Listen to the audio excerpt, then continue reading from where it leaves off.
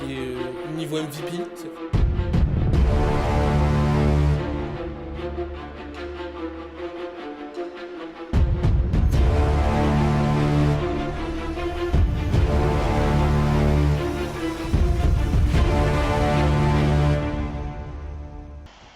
Yo! Salut, salut. Comment ça va? Ça va et toi, Romain? Ça fait longtemps, dis donc. Ouais, ça va, nickel. Écoute, bien content d'être avec toi. Ça fait longtemps, ouais, comme tu disais, depuis la Coupe du Monde des clubs, on n'était pas revenu sur Twitch. Donc, c'était intéressant. Écoute, en tout cas, on a pu couvrir cette parenthèse de la Coupe du Monde des clubs avec l'Inter Miami, avec Seattle, Le l'AFC. Bon, LAFC, ouais. malheureusement, ils n'ont pas réussi à performer comme on le souhaitait, mais ils ont pu montrer et su montrer ce qu'ils avaient dans le ventre quand même, ces clubs de MLS. Ils ont pu créer certaines surprises, donc c'était intéressant. Notamment l'Inter Miami d'éliminer Porto, pardon. Donc ouais, c'était intéressant. Mais là, on est de retour pour la MLS, Thomas. Notre, notre vieil amour. Un Exactement. un de nos vieux amours. Allez, sommaire Exactement. direct. Ouais, carrément, vas-y, on met le sommaire. Donc, le sommaire après cette week 28, mais il n'y a eu que 26 matchs de jouer, donc. Avec deux matchs en grand angle, notamment le derby entre Orlando et Miami, et l'Inter Miami, où Orlando a surclassé l'Inter Miami, mais ça on va en parler, ça a été assez surprenant. Et ensuite entre Chicago et le LAFC, où on va analyser le premier match d'Heung-Min Son dans sa nouvelle équipe. Ça va être aussi intéressant de voir tout ça, Thomas. Ouais, ouais. On était obligé d'en parler, hein. Je pense que c'est la news de ces dernières semaines en MLS. Carrément. Et puis, étant donné que Thomas Muller n'a pas encore débuté avec Exact. Vancouver, Son a été plus rapide. Ouais, exact. Bon, Thomas, on commence? Allez, c'est parti. C'est parti, on commence donc direct dans le vif du sujet avec Orlando face à l'Inter Miami. Orlando donc qui s'est imposé 4-1 sur sa pelouse grâce à un doublé de Luis Muriel, un but de Ojeda et un but de Pasalic. Alors que Miami avait rapidement égalisé au bout de 5 minutes, il y avait un partout. Fallait pas arriver en retard, Thomas. Fallait pas arriver en Mais retard. Et c'est des matchs un peu avec beaucoup de spectacles, généralement les Orlando Miami, surtout sur cette saison. Donc en vrai, ça fait plaisir de voir de revoir du football tourné vers l'offensif avec peut-être un peu moins de, de qualité défensive dans les équipes en MLS, quoi. Ça fait plaisir de retrouver ça. ouais, tu parlais de qualité défensive. Ce qui est bien souligné, c'est qu'il en manque visiblement du côté de l'Inter Miami. Parce que, certes, bon, de toute façon, tu as mis une slide sur l'absence de Messi, etc. Mais Messi ne fait pas le boulot en soi défensif. Et qu'il soit là ou pas, s'il y a un gros problème du côté de la défense de l'Inter Miami, il y a des grosses lacunes de ce côté-là. Et c'est peut-être l'un des problèmes qui peut leur poser encore plus de soucis pour le reste de la saison, tu vois. Bah, on l'avait vu en Coupe du Monde des clubs, hein, où, voilà, clairement, c'était là que les principales difficultés apparaissaient, le secteur défensif. En MLS, ça se voit également face à une équipe de Orlando qui est une équipe de qualité. Et forcément, dès que tu joues une équipe un peu plus forte, les lacunes défensives se voient. Et Orlando a su profiter des largesses que Miami leur a offert pour s'imposer lourdement sur sa pelouse et faire encore du mal à cette équipe de Miami. Ça devient quand même habituel pour Orlando. Ouais, c'est sûr. C'est sûr, de toute façon, on va en parler. T'as les stats pour ça. Je voulais parler sur le côté Miami, sur la défense. Je voulais continuer sur cet aspect défensif, Thomas. Parce que déjà, ça part beaucoup sur le côté gauche de la défense, notamment Jordi Alba et Noah Allen, qui ont été beaucoup pris par Muriel, par Pasalic, par Freeman, par Oreda. Beaucoup d'actions sont passées de ce côté-là. Et c'est dommageable de voir que l'équipe, enfin le cadre, on va dire, de cette défense Jordi Alba se fait transpercer comme ça. Ben, moi, je pense que c'est l'animation défensive en elle-même qui déteint un peu sur tu vois, sur les individualités. Ouais. Donc, je pense que dans un collectif beaucoup plus fort, je pense que Jordi Alba, il aurait clairement fait moins d'erreurs. Et là, c'est aussi peut-être qu'il est un peu trop, comment dire, mis en lumière. Genre, c'est, tous ces mauvais aspects sont encore plus zoomés tu- par le fait que l'animation défensive globale de l'équipe ne fonctionne pas. Je pense qu'il n'a pas dû bénéficier, il n'a pas bénéficié d'énormément de replis de la part de ses coéquipiers devant lui. Donc il a souvent été mis en difficulté sur des 1 contre 1, beaucoup de gestion de grands espaces. Où voilà, on sait qu'il a la vitesse certes, mais voilà, il commence aussi à faire son âge et Orlando a bien appuyé sur les largesses collectives de Miami. Ça c'est sûr. De toute façon, en plus, le côté fort d'Orlando, ça fait depuis plusieurs semaines Thomas qu'on le souligne, hein, c'est le côté droit de Freeman, Pasalic et Muriel. Et ils ont beaucoup appuyé sur ce côté-là. Qu'est-ce qu'il faut changer, à ton avis, du côté de Miami pour reprendre cette marche en avant et être plus stable défensivement et en termes de résultats aussi? Parce que en ce moment, c'est Après, un peu le yo-yo, quoi, hein. Ils gagnent un match sur deux, mais un match sur trois, hein. après c'est compliqué parce que Mascherano, il avait trouvé un 4-4-2 qui était plutôt intéressant. Ça Mm. permettait tu vois, de masquer un peu les problèmes défensifs de cette équipe de Miami avec des joueurs de côté qui faisaient énormément d'allers-retours. Là, tu as l'arrivée de Rodrigo De Paul qui peut-être va peut-être pousser Mascherano à changer de système probablement. Là, contre Orlando, il a joué en tant que numéro 10 dans Ouais. un 4-2-3-1. Et j'ai du mal à comprendre, perso, parce qu'on voit très bien, même avec l'Argentine, c'est pas tellement son poste, Rodrigo De Paul, non? C'est ça, et du coup, je pense que Mascherano, il va devoir retrouver une nouvelle animation, un nouveau système de jeu pour pouvoir à nouveau ben, retravailler sur cette animation défensive qui, depuis le début de la saison, leur fait défaut. Et j'espère pour lui qu'il va réussir à trouver le bon système pour pouvoir masquer le plus possible les largesses que son équipe fait preuve. Ouais, ça c'est sûr, il va falloir trouver une solution pour eux. Bon, en plus, bah, t'as les stats, t'as les slides, enfin on en parlera. Est-ce que Thomas, tu veux qu'on finisse de parler sur l'Inter Miami ou on passe directement à Orlando et après on reviendra sur Miami? Bah, comme tu veux, si t'as des. Est-ce que t'as d'autres. Mets-moi la slide sur Miami, s'il te plaît, Ouais, avec Messi. ça Comme marche. ça, on finit par les deux et après on pourra parler en beauté de Orlando. Du vainqueur. La photo que j'ai trouvée, elle est incroyable. Ouais, elle est exceptionnelle. Oui, c'est Farfan. Non, c'est. Euh, Comment il s'appelle Falcon. Falcon. Thomas, ouais, c'est ça, Falcon, Falcon. Falcon Picard, voilà ça. Falcon, oh, la tête qu'il a, c'est exceptionnel. Donc on voit comment jouer sans Messi. Avec Messi, 16 matchs, 10 victoires, 3 nuls, 3 défaites. Un bilan pas dégueu, hein, vraiment. Et sans Messi, ben, 5 matchs, 2 victoires, un nul, 2 défaites. Bilan un peu plus mitigé. Comment t'expliques cela? Déjà, si tu prends un championnat, on voit que l'Inter Miami n'a joué que 5 matchs sans Messi, c'est déjà bien. Ouais, C'est une comparé belle au. avancée Ouais, par ouais, rapport à l'an dernier. clairement.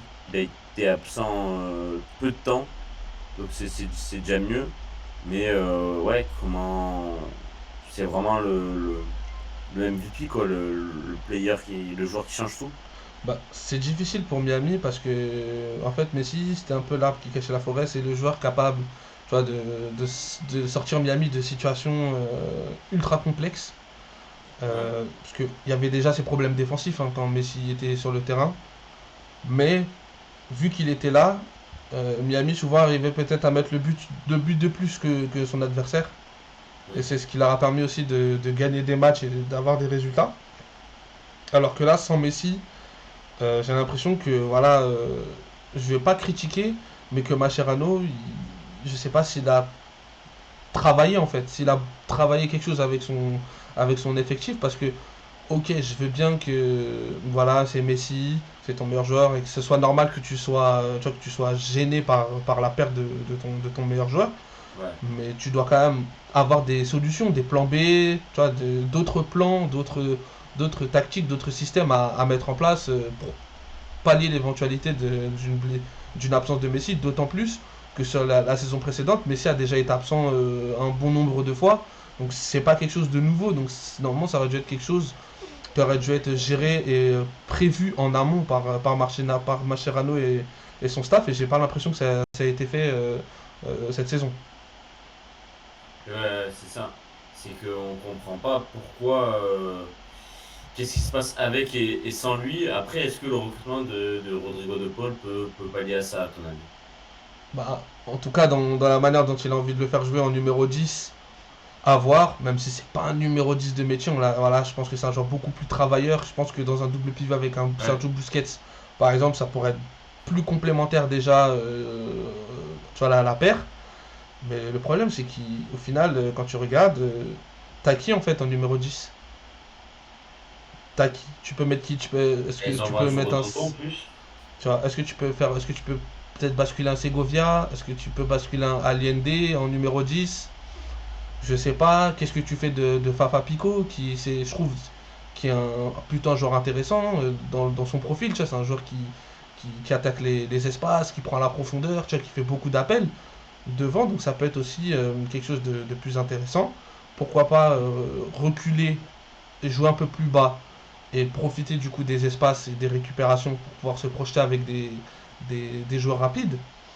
Franchement, faut voir que Mascherano va décider. Moi, je pencherais plus pour du coup, si tu veux partir dans un 4-2-3-1 euh, avec un double pivot de Paul Busquets, potentiellement un Segovia ou un Allende en numéro 10.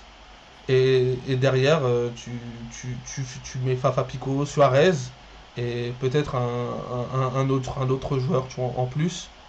Mais je pense que 4-2-3-1 avec deux pôles en numéro 10, je pense pas que ce soit la bonne solution parce qu'il est trop loin pour Ouais. gérer les transitions Et oui, de son équipe. Il est beaucoup trop loin pour récupérer je les suis d'accord ballons. avec Et toi.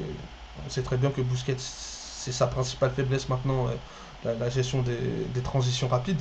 Donc je pense que ça pourrait être plus intéressant de jouer de cette manière-là. Je suis d'accord avec toi. On passe à Orlando du coup. Allez, qu'est-ce que tu me dis moi? Qu'est-ce que tu veux que je. Du coup, ben, sur Orlando, on voulait mettre. Bah, je peux déjà partir sur celle-ci, regarde, voilà. On Ouais, continue. carrément, ouais, sur ce slide où on voit ben, toujours la tête de notre gars. 0 victoire en 8 matchs à Orlando pour Miami. Donc sur les 8 derniers matchs de l'Inter, il n'y a eu aucune victoire sur les terres d'Orlando, leurs voisins floridiens, avec beaucoup de 0-0, des 1 partout, ouais, des scores quand même serrés. Et là, ce week-end, il y a eu une grosse explosion, hein, avec un gros score de 4-0. Et si tu Ça prends même change. le, si je prends même le match qui s'est passé à Miami où Orlando gagne 3-0 net et sans bavure à Miami cette saison aussi. Ouais.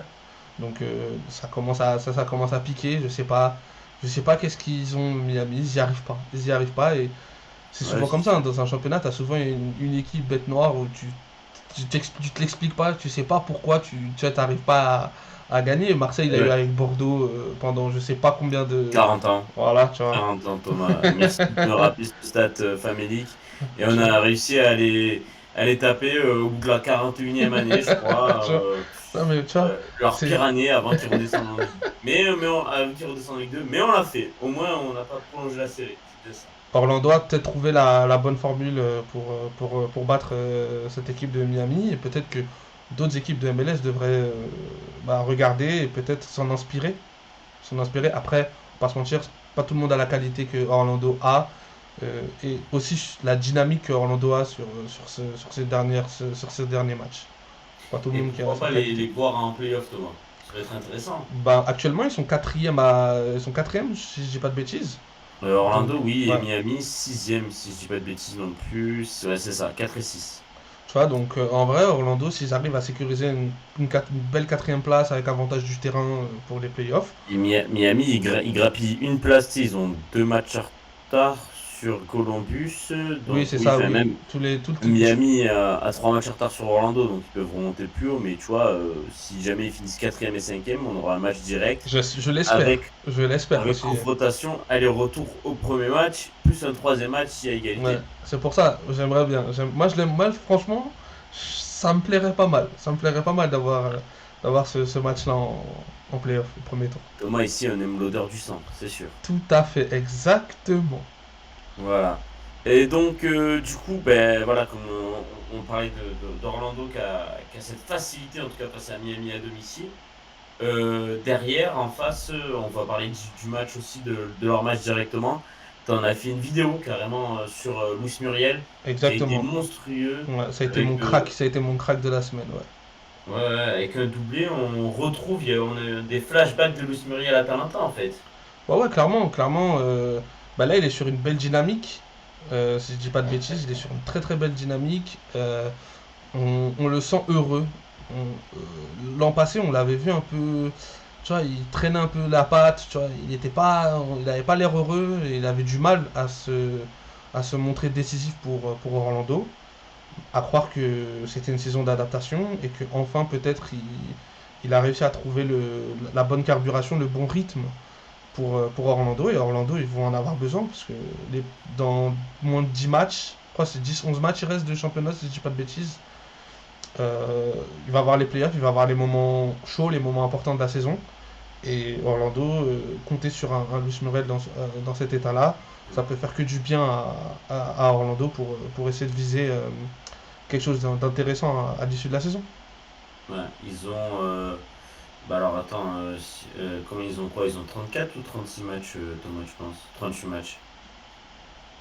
Je sais plus combien ils ont de matchs. Je sais plus, parce que moi je crois que j'avais vu qu'il restait 11 matchs, si je dis pas de bêtises, je crois qu'il restait 11-12 matchs, quelque chose comme ça. Bon, on verra À ça, peu mais. près, en gros, il y a une bonne quinzaine de matchs, allez, si Ouais, on voilà, voilà. grossit, si on élargit. Bah, Mais si on prend. au-delà de Luis Muriel, au-delà de Luis Muriel, moi c'est vraiment tout le secteur offensif qui est intéressant et du coup je vais mettre la slide qui l'illustre 34 matchs le sur un. mieux. Ils joueront 34 matchs. Ouais, ok. Regarde, je te laisse Ouais, en parler de la bien slide. sûr. Ouais, bah, Luis Muriel, c'est une slide sur les joueurs désignés donc d'Orlando. On voit qu'ils en ont 3 et qu'ils les ont plutôt bien choisis visiblement avec d'abord Luis Muriel donc cette saison avec 8 buts et 7 passes décisives qui s'épanouit d'ailleurs on Quasiment voit tous en 2025, hein. ouais bah en même temps Oui, forcément, non, ça peut pas être en 2024, tu vois. Mais en tout cas, sur cette année-là, il est très enfant. oui voilà. Ensuite on a Martin Ojeda qui est à 14 buts 13 passes décisives. C'est MVP monstrueux. potentiel, hein. Ouais, mais MVP potentiel. Et de l'autre côté, on a à droite Marco Pasalic avec 11 buts, 4 passes décisives. Et comme tu l'as mis, c'est les numéros 1 en termes de production de joueurs désignés. Ce qui veut dire qu'ils ont bien choisi leurs joueurs désignés Qu'il aurait et cru. ils ont bien travaillé sur ça. Qu'il Et aurait cru Thomas, Quand ils perdent Facundo Torres, qu'il aurait cru. oui, c'est clair, parce on a vu que c'était une grosse perte. Thomas, j'aimerais bien d'ailleurs savoir sur les 11 buts de Marco Pasalic, il y a combien de passes décisives de Freeman sur le côté droit? Tu l'as là? Je sais pas, mais ça peut être une stat intéressante à chercher. Je l'ai pas, je pensais que tu l'avais. Je pensais que Non, non, non, je l'ai pas, c'était un quiz. mais je peux C'était un chercher si tu quiz. veux. Ouais, je pensais Ouais. que c'était un quiz. Non, mais ça peut être intéressant, il faut chercher. Tant dire que Bah, j'ai au moins la moitié. Ouais, ok. Bah écoute, on verra ça. Je vais regarder Thomas et je te dis ça. Et d'ailleurs, c'est toutes compétitions confondues ou c'est uniquement MLS les Non, c'est statistiques? uniquement MLS. Ok, bah tu vois, c'est intéressant à voir. Uniquement Ouais, MLS. ouais, ouais, bah du coup,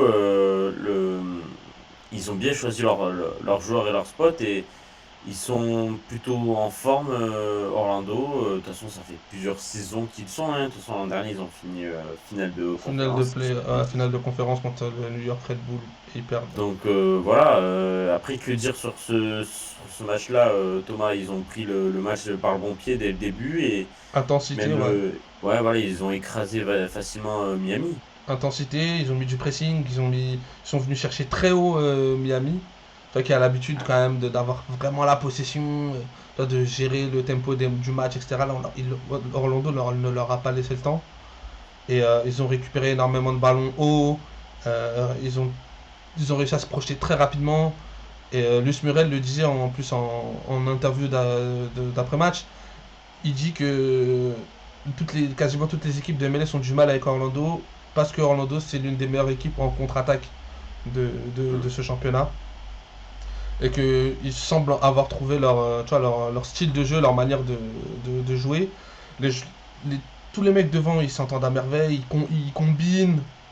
On a juste à voir le premier but de Luis Muriel avec Oreda qui laisse passer le ballon, Muriel qui lui remet, ensuite Oreda qui le relance pile poil sur son pied gauche pour que Muriel il ait juste à terminer. Euh, le, Ouais. le but d'Oreda c'est décrochage de Luis Muriel, jeu de corps, il se retourne, ouverture sur Oreda qui finit. En fait, on a l'impression que voilà, tu vois, ça commence à vraiment être huilé, qu'ils ils se sont tous bien trouvés et que la mayonnaise et la chimie elle est en train de prendre et que Ma- il- euh, Orlando maintenant, euh, le prochain step, ce sera de garder cette constance. Parce qu'ils ont Ouais. trop souvent à quand même avoir des hauts et des bas dans la saison. Là, sur cette fin de saison, après une telle victoire contre l'Inter Miami, même s'il n'y avait pas Messi, on a en droit d'attendre d'Orlando que sur le reste de la saison, ils aient des standards similaires et qu'ils arrivent à continuer à engranger des points et à gagner des matchs. Surtout que là, sur je regarde leur calendrier, sur les matchs qui arrivent, il y a quand même des matchs très accessibles avec, avec Kansas, Nashville, DC, encore Nashville et Toronto. Mais au milieu, il y a quand même bon, Vancouver, ça sera à domicile. Attention, Nashville, ok. Là ils ont perdu 3-0 contre Saint-Louis, mais ils étaient troisième avant le match. Oui, je C'est sais, une ouais, équipe oui, non, c'est c'est une bien équipe classé, qui hein, c'est fonctionne sûr. bien. Mais ça va être un beau test aller-retour. Et je te disais, après, il y aura des matchs aussi très durs, donc comme Vancouver, Ouais, très dur. Cincinnati Ok. à Cincinnati et Columbus à domicile. Ah oui, ouais. C'est un bon Donc, calendrier là. ouais, voilà, tu vois, je dirais, il y a 4 matchs accessibles et 4 matchs difficiles, à peu près. Donc ça va être intéressant à voir. Et j'ai vérifié, Thomas, pour Pasalic, son meilleur passeur, c'est Ojeda, tout simplement. Ah bah, C'est pas Freeman, il en fait qu'une ou deux, quoi. Donc, ok, bah, ok. En tout cas, Oreda, il est à un niveau stratosphérique. Il est à un ouais. niveau MVP totalement. Oui, il J'aurais doit. jamais pensé qu'il soit à ce niveau-là, enfin aussi fort. Et qu'il ait Ouais. pu remplacer Facundo Torres encore, je pense, quasiment mieux que ce que Facundo Torres pouvait nous produire comme saison, je trouve. Au-delà des stats, c'est dans son apport au jeu et dans tu vois, Ouais. son côté décisif. Et je le trouve plus impactant visuellement quand tu regardes les matchs qu'un Facundo Torres où il avait tendance à disparaître. Mais toi, tu le voyais par des petits moments et des petits coups d'éclat, tu vois. Hmm. Bah, Oreda, il a toujours été depuis il est à Orlando, ça fait 3 saisons désormais. Il a toujours mis ses passes, ses stats de passes, 10 passes D la première saison, 12 passes D la deuxième, 13 passes D désormais en troisième, et c'est pas fini. Mais derrière, bah, les buts, il en mettait que 6-5, tu vois.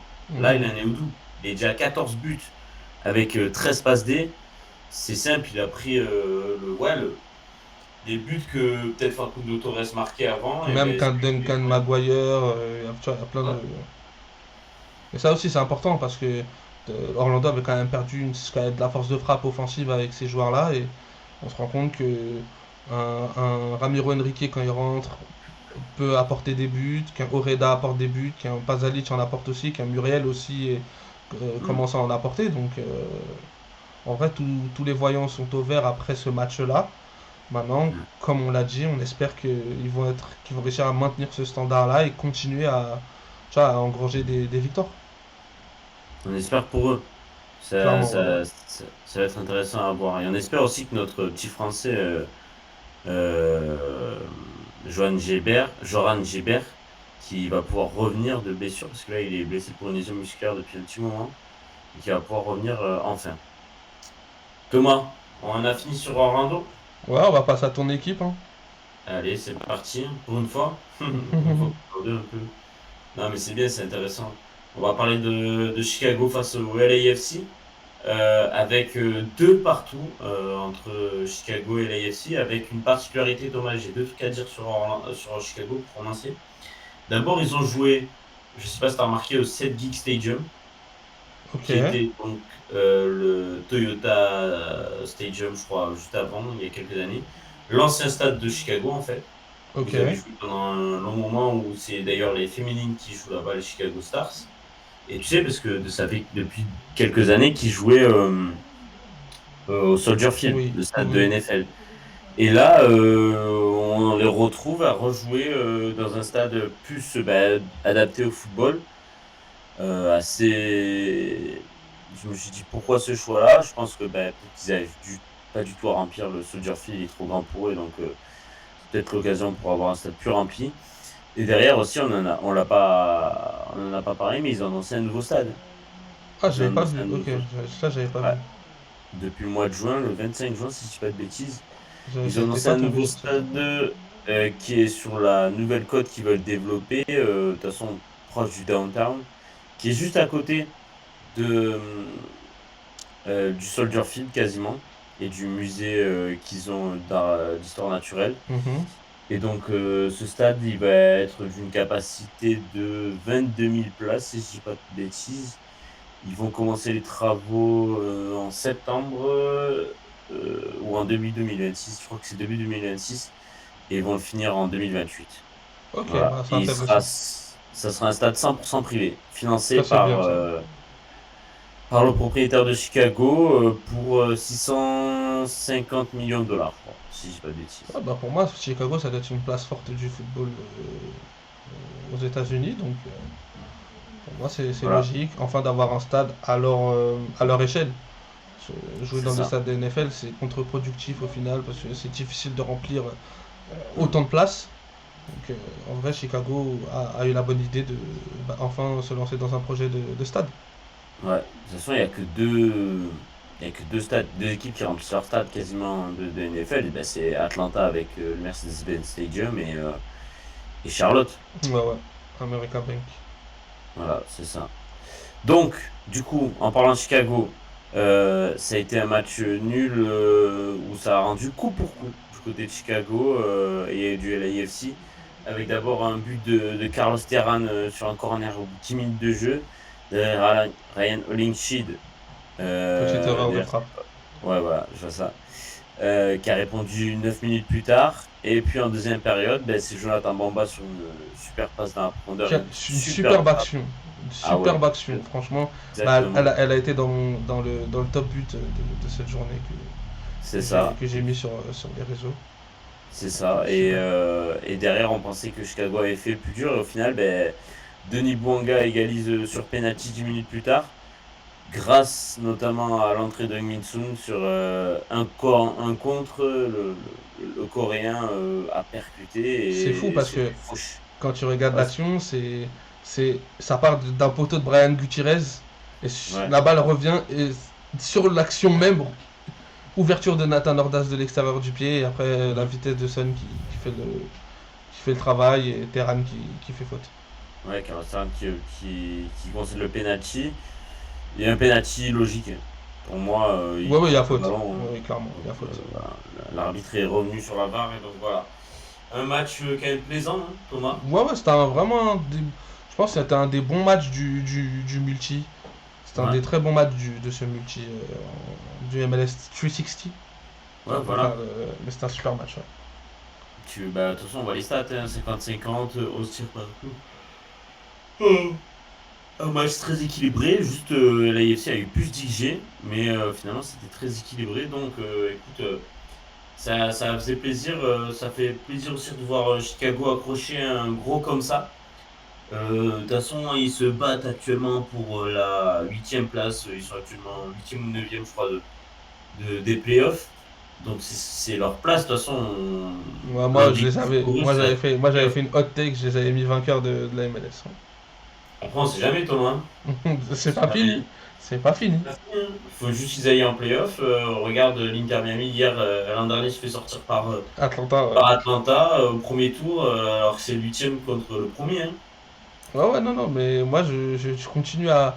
En fait, Chicago, c'est une équipe frustrante parce que tu vois tout le potentiel offensif qu'ils ont, tu vois toutes les bonnes choses qu'ils sont capables de produire, tu vois, dans la Ouais. création du jeu, etc. Tu vois, au milieu de terrain et les trois de devant.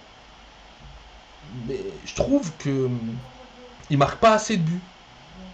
Ouais. Tu vois, pour Ouais. le nombre d'occasions créées, le nombre de tirs qu'ils se procurent par match, je trouve qu'ils marquent pas assez.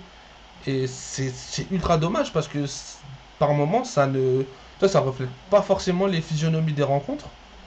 Il y a plein de matchs, il y a plusieurs matchs où Chicago méritait de l'emporter. Et au final, ils se font piéger par naïveté parce que le jeu de Berhalter se veut porter vers l'avant et du coup, ils prennent des risques et ça laisse des espaces tu vois, dans la défense. Et c'est ce que le LAFC a réussi à faire parce qu'au final, quand tu regardes, je trouve que la maîtrise globale de la rencontre, elle était plus à mettre à l'actif de Chicago, je trouve, tu vois, dans l'élaboration du jeu. Mais le LAFC a chaque fois réussi à piquer tu vois, en transition rapide. Ordaz, qui a fait un très bon match d'ailleurs, il y a une slide sur lui, très très bon match. Son, quand il est rentré, il s'est procuré des occasions. Mm. Bouanga aussi, il s'est montré remuant. Il y a eu une action de Tillman aussi. Ouais.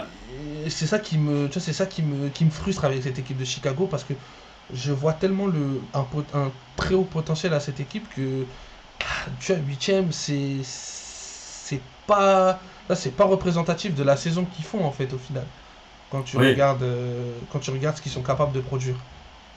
Mais ça, je suis d'accord avec toi, Thomas. C'est clairement pas ce qui. Là, ils sont. Bon, ça fait 4 matchs qu'ils n'ont pas perdu, c'est déjà ça, tu vois. Ils sont sur 2 nuls, 2 victoires. Mais bon, leur victoire, là, c'est face à des équipes qui sont en difficulté, on va dire. Mais ouais, 47 buts inscrits, pourtant, tu sais qu'ils Et tu vois, ont. c'est ça, statistiquement, on dirait. Statistiquement, c'était super surprenant quand j'ai vu la stat.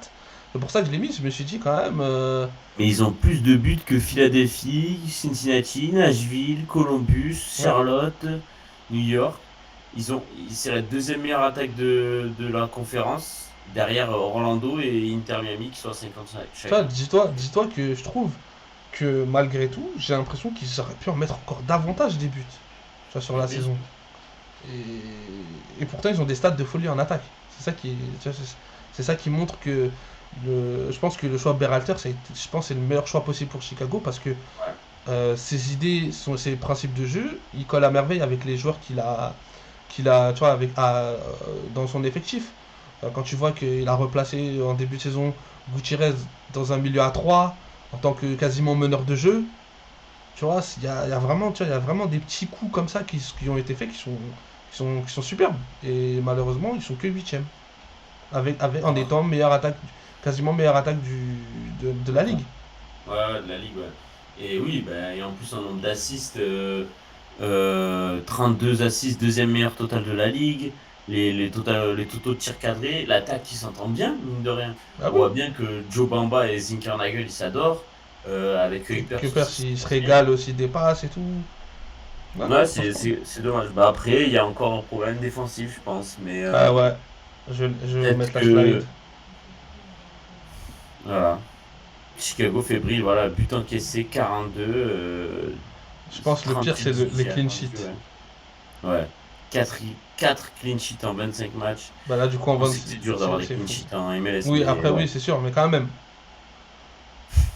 Ça, c'est drôle, ça, la stat sur les demi-temps. 21 buts en première, 21 buts en deuxième. Genre, c'est. Il y a pas un moment où ils sont Ouais. meilleurs, genre. Il n'y a pas une période où ils sont mieux. Ouais, et ils arrivent pas à avoir un seul clean sheet quasiment à l'extérieur, c'est très dur, hein. Ouais, non, c'est trop dommage. Et pourtant, t'as de la qualité parce que la défense centrale, franchement, ça fait partie des meilleurs paires de centraux du championnat, hein. Je trouve qu'ils sont Ouais, complémentaires. Terran et c'est Elliott. oui, c'est ça. Tu vois, ils sont ultra C'est pas bête, complémentaires, je ça a trouve. été un très bon recrutement, Elliott. Tu vois, c'est complémentaire pourtant, mais le jeu à risque de Chicago, malheureusement, quand tu marques pas toutes tes occasions, t'es, t'es vulnérable derrière Ouais. et malheureusement, Est-ce moindre est-ce que ce serait transition, ça pas te fait but. est-ce que ce serait pas les latéraux qui justement posent problème? C'est possible, quoique j'ai trouvé le latéral droit, si je dis pas de bêtises, très intéressant. Barroso. Ouais, je l'ai trouvé pas mal lui. Et peut-être Gutmann, c'est Gutmann hein, qui joue à gauche. Ouais, oui, Gutmann, ouais, c'est ça. Ah, lui, peut-être un peu moins, tu vois. Ouais, Mais lui, Barroso, ouais, j'ai trouvé du mal intéressant. au début. Ouais, je comprends, je comprends. Mais franchement, moi, cette Et équipe me frustre parce que, en fait, je prends du plaisir à l'avoir joué. Et au final, ils sont pas récompensés au classement. Tu vois, c'est Et compliqué. est-ce que si demain là ils passent les playoffs et ils finissent huitième ou septième, ils affrontent un Philly ou un Cincinnati, est-ce que tu penses qu'ils seraient capables de les prendre? C'est dur. Quand tu regardes la physionomie de la saison, j'ai envie de me dire que avec une équipe comme Philly qui semble en totale fusion devant, je les vois pas accrocher Philly. Bon, je les vois pas accrocher Philly. Je pense que ils vont se faire rattraper par leur fébrilité, leur naïveté défensive. Ok. Et du côté de, on passe du côté du LAFC? Ouais, tu veux partir sur quoi? Est-ce que tu veux partir sur... Bah on part sur Minson directement? ouais, voilà. Ben justement, j'allais t'en parler d'Hunminson. Pourquoi? Parce que donc du coup, il arrive en provenance de Tottenham contre 22 millions. D'ailleurs, c'est le plus gros transfert de l'histoire de la MLS, voilà. Exact, oui. C'est ça. Qui a battu du coup Kevin Denke. Il est rentré, il a eu 3 tirs, un penalty obtenu. Il a déjà tout de suite montré sa vitesse. Il est rentré en tant que. Il a remplacé David Martinez sur le Qui a fait côté. un match exécrable. Ouais. Est-ce que pour toi, parce qu'on a vu que Malik Tillman était aligné en pointe Timothy. durant ce match-là. Timothy, pardon. Tillman. Est-ce que pour toi, il va remplacer poste pour poste Giroud finalement? Je pense. Il va finir en tant que neuf ou pas? Je pense. Je pense que oui. Euh, et c'est justement ce repositionnement en tant qu'avant-centre qui colle parfaitement à ce que Cherundolo veut, hein, une équipe totalement portée vers la transition et le contre. Là, tu vas pouvoir aligner potentiellement Bouanga à gauche, Sana à droite, et soit Martinez ou Nathan Ordaz. Il y aura une slide sur ce petit duel entre Hmm. ces deux petits jeunes. Tu vas avoir en fait, tu vas avoir trois flèches. Genre, en mode là, tu vas avoir trois flèches. Ça va partir dans tous les sens avec potentiellement un Tillman qui peut se projeter s'il est au milieu. Franchement, là, je Hmm. pense chez Rundolo, ça fait longtemps qu'il n'avait pas eu une équipe qui, qui embrasse et qui embrasse à merveille son style de jeu. Ouais, Tu vois. je comprends. Puis en plus, ils Et ont essayé. Hein. Ils ont essayé. Gil ouais, Rosso, mais Under. Ils ont essayé des ailiers, mais c'était pas des ailiers qui correspondaient à 100% avec peut-être ce que chez Rundolo attendait. comment tu vas faire face à des blocs bas du coup? Parce que la vitesse c'est bien, mais comment tu vas évoluer face à des blocs bas? Après, je me dis que Son, quand même, a de la qualité technique. Que, tu vois, il est capable aussi de décrocher, de venir jouer un peu plus bas.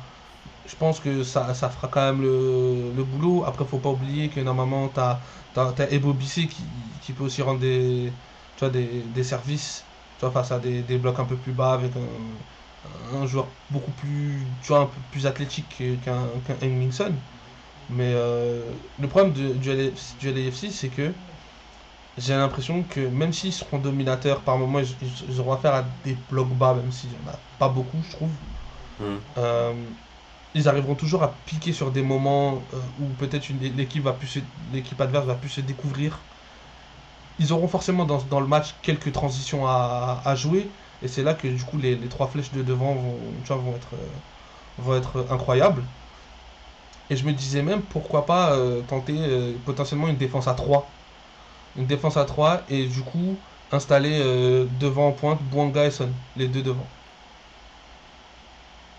Tu vois, sur certains matchs, sur certaines physionomies de match, pourquoi pas, tu vois, face à une équipe où tu sais que tu vas pas avoir le ballon, bah, toi, t'as tes deux avancantes qui sont capables de combiner tu vois, directement aller en profondeur avec des pistons tu vois, qui peuvent monter. D'autant plus qu'on sait qu'un Palencia ou un Holding Shed, ils adorent ça, se porter vers l'avant. Hmm. Ouais, carrément. Carrément. Je suis, du coup, que dire de plus sur ce LAFC? Hormis que là, ils sont désormais cinquième du championnat. Et bon, il leur manque 3 matchs aussi en retard. Tu sais, ils sont comme l'Inter Miami, ils ont pas mal de matchs en retard. 3 matchs en retard, ils pourraient même passer, revenir, en tout cas, pas loin, passer devant Vancouver et revenir presque à hauteur de San Diego. Donc c'est un classement qui est toujours un peu trompeur étant donné qu'ils n'ont pas toujours les matchs par rapport aux autres. On espère que ça va marcher, ça va fonctionner avec Nilsson et que ouais voilà, on va retrouver en tout cas cette équipe du LAFC qui est toujours prétendante au titre chaque année. Clairement, avec l'arrivée d'un joueur comme Son, du calibre de Son, t'es obligé de viser tous les trophées en fin de saison. Les objectifs, c'est de tout gagner, là, c'est clair. Mais je pense que le sujet peut-être le plus intéressant côté LAFC, c'est de savoir qu'est-ce que tu fais de David Martinez ou de Nathan Ordaz. Ouais, Parce que là, je pense que Bouanga, voilà, c'est acté, c'était le meilleur joueur, c'est toujours le meilleur joueur en attendant que Son se montre. bien Il est sûr. installé à gauche. T'as Mingson qui est arrivé et qui peut jouer potentiellement avant-centre. Maintenant, il manque une place à droite. Ouais. Il Mais manque ça, une ça a place à été un droite. moment, ça fait un moment on cherche qui. Et là, je pense que c'est dommage parce que en vrai, sur les derniers matchs, là, notamment l'X Cup, je trouve qu'il a beaucoup donné du temps de jeu à Martinez, qui a été décisif, tu vois, qui s'est montré, etc. Il y a eu d'autres périodes où c'était Nathan Ordaz qui s'est beaucoup plus montré. Euh, je me dis que, tu vois, chez Rondolo, il a potentiellement là, deux bons joueurs entre les mains. Et que peut-être l'arrivée de Son va forcément peut-être en bloquer un des deux. Et je me dis qu'il est là le principal chantier et euh, le truc un peu excitant côté LAFC, c'est de savoir qui va tirer son épingle du jeu, qui va Mm. démarrer les matchs déjà là sur cette fin de saison et en playoff pour la suite. Moi, je dirais que Ordaz a marqué des points sur son match contre Chicago. Il a été très intéressant. Je trouve qu'il a failli être décisif. Il a été décisif aussi sur l'ouverture qui amène le penalty avec cet extérieur du pied magnifique. Euh, Franchement, je l'ai trouvé très bon, décomplexé, voilà, provocation non-stop. Alors qu'un David Martinez, au contraire, je l'ai trouvé un peu plus en dedans, un peu plus, tu vois. Il y a une action où il s'embrouille avec l'arbitre, tu vois, il pousse la main de l'arbitre comme ça, en mode limite, il veut s'embrouiller avec l'arbitre. Je sais pas, je sens qu'il y a une petite frustration du Ouais. fait qu'il avait montré des choses en League Cup et que potentiellement, là, l'arrivée de Son tu vois, peut redistribuer les cartes et peut-être le barrer dans son éclosion au plus haut niveau. Je sais de quoi tu parles, ouais. Je comprends. Ok. Bon, Thomas, on en a plutôt bien parlé de ces deux équipes. On va conclure ce mêlée chaud par les classements, enfin les résultats, plutôt les résultats de la dernière journée. On va les donner comme ça Ouais, vas-y. à l'oral. Alors, du coup, on a eu Philadelphie qui a fait match nul face à Toronto, un partout. On a le New England qui s'est imposé 2-0 face à DC United sur ses terres. Le CF Montréal et Atlanta qui sont neutralisés un partout. Saint-Louis qui a tapé Nashville Nashville, ouais. 3-1 du coup. Dallas qui s'est imposé 2-0 face à Portland à domicile. Bon, Chicago et Los Angeles, on en a parlé. Austin et Houston qui font le même résultat de partout. Avec un très Ensuite, on bon a... Jack McGlynn Ouais, qui m'a doublé. exactement. San Diego qui s'est imposé 2-0 sur la pelouse de Kansas. Avec un but exceptionnel de Chucky Lozano. Quel but, mon dieu. Je vous invite à Incroyable, aller il a voir un sur les but. réseaux sociaux Showtime, Insta et TikTok. Vous verrez le top but, vous verrez pourquoi je dis que c'est un but de fou. Mm. San Jose qui s'est imposé 2-1 sur la pelouse de Vancouver Whitecaps, avec un rouge notamment pour Vancouver. Du rouge, il y en a eu du côté de Red Bull et de Salt Lake, avec, La choupeau. ouais, avec un rouge de chaque côté, mais New York l'emporte 2-1. Ensuite, Colorado s'est imposé 2-1 sur la terre de Minnesota. Avec On a un Charlotte, doublé d'un joueur là, Yapi. Ouais, il s'appelle Yapi. Apparemment, c'était ses premiers buts, son premier doublé, ou je sais pas. Apparemment, c'est un jeune joueur. Arena. Darren Yapi, c'est ça. Qui a mis joli doublé. Ouais. Et j'avais Ouais, c'est vu, bon. d'ailleurs, juste coupe Romain, J'avais Ouais. vu des rumeurs Minnesota qui serait potentiellement intéressé par Christian Eriksen Ah, ça parce va être que intéressant. du coup il y a l'affiliation Manchester United avec Eric Ramsey et du Ah coup oui, Eric Ramsey aimerait peut-être faire venir Christian Eriksen dans son effectif. ouais, je comprends. Ouais, ça peut être intéressant, une belle rumeur. Ensuite, d'ailleurs, Minnesota, ils sont plutôt bien classés, si je dis pas de bêtises, Thomas. Laisse-moi vérifier. Juste. Troisième, voilà. Ouais, ils sont troisième. Fait du bon boulot pour cette deuxième saison, Eric Ramsey. Finale de conférence l'an Euh, passé. Là, ouais, c'est ça. Et ensuite, Charlotte est allée s'imposer à l'extérieur sur la pelouse de Cincinnati 1-0. sur un très beau Cincinnati but avec de Wilfried Zaha. oui, et Anunga qui a pris un rouge pour Cincinnati. Et ensuite, on a le carton d'Orlando face à Miami et l'énorme carton aussi de Seattle qui a explosé Los Angeles Je voulais en Galaxy. parler parce que Seattle en ce moment ils sont sur une dynamique de zinzin. Ouais, déjà Charlotte aussi, ils sont sur 5 victoires consécutives. Et là, Seattle, là, ils sont pas perdus les 5 derniers matchs. Attends, juste je regarde les derniers matchs, Thomas. Ah oui, ils sont pas perdus depuis la Coupe du Monde des clubs. Ah ouais, non, c'est dit, ils sont sur une dynamique de fou furieux.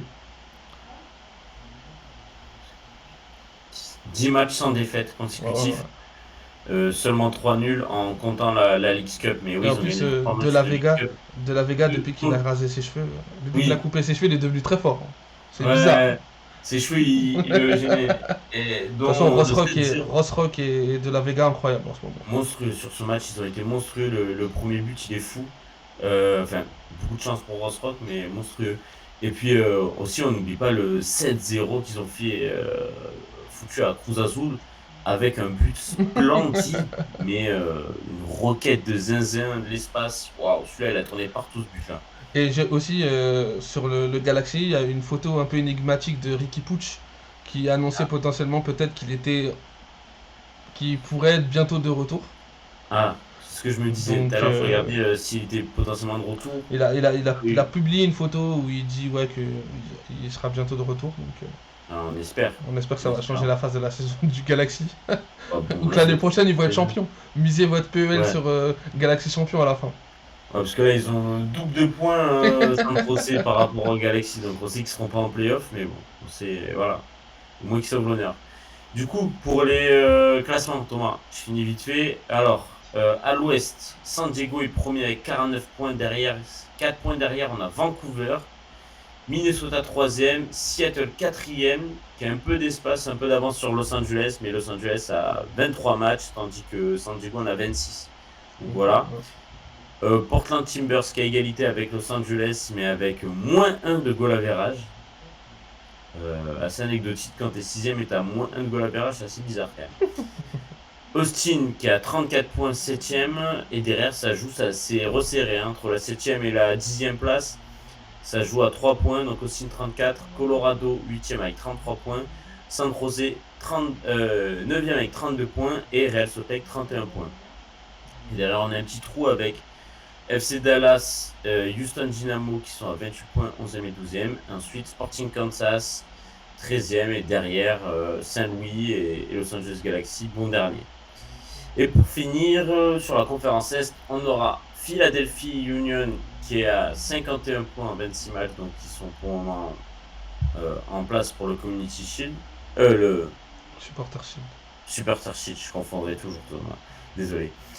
Cincinnati qui est 2ème avec 49 points, Nashville 3ème 47 points, ensuite on a Orlando et Columbus à 44 points chacun, l'Inter Miami 6ème, Charlotte 7ème 41 points, et ensuite on a New York City qui est pour le moment 8ème, qui va se taper avec Chicago pour la place en playoff.